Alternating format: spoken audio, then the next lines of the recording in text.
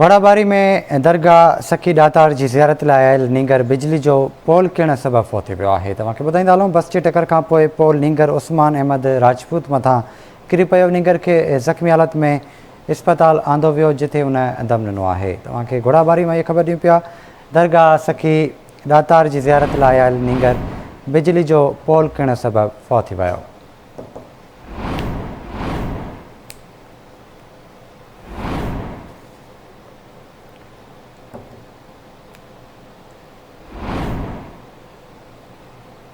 बस जे टकर खां पोइ पोल नींगर उस्मान अहमद राजपूत मथां किरी पियो। नींगर खे ज़ख़्मी हालत में इस्पताल आंदो वियो, जिथे हिन दम ॾिनो आहे।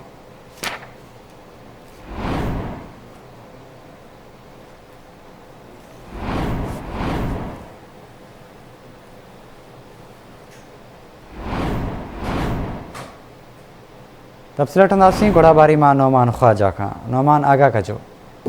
जी बिल्कुल अफ़सोसनाक हादसो पेश आयो है दरगाह सखी दाता से, जिते ज़ियारत लाइ कराची खां आयल मासूम नींगर 10 साला उस्मान पुट नज़ीर अहमद राजपूत मथां बिजली जो पोल किरी पियो, जंहिं सबब उहो फौत थी वियो आहे। नींगर सां गॾु संदसि वारसब हुआ, जेका कराची खां ज़ियारत लाइ आयल हुआ। जॾहिं त साॻी ॿिए पासे दरगाह ते कराची तां ईंदड़ ज़ाइरीन जी हिकु बस हुई, जेका उते बिजली जे पोल सां टकराइजी वई, जंहिं सबब बिजली जो पोल हेठि बीठल नींगर मथां किरी पियो, जंहिं सबब नींगर सख़्तु ज़ख़्मी थी पियो, जंहिंखे नाज़ुक हालत में इस्पताल आंदो पियो वियो, जिते उहो ज़ख़्मनि जा सूर न सहींदे फौत थी वियो आहे। जॾहिं त साॻी पासे पुलिस जे ॿिए पासे चवणु आहे त असां जेका बस जेका आहे उहा थाणे ते बीहारे छॾी आहे। जेका वारसा आहिनि ठीकु आहे नौमान, वॾी महिरबानी अव्हांजी तफ़सील खां आगाह करण।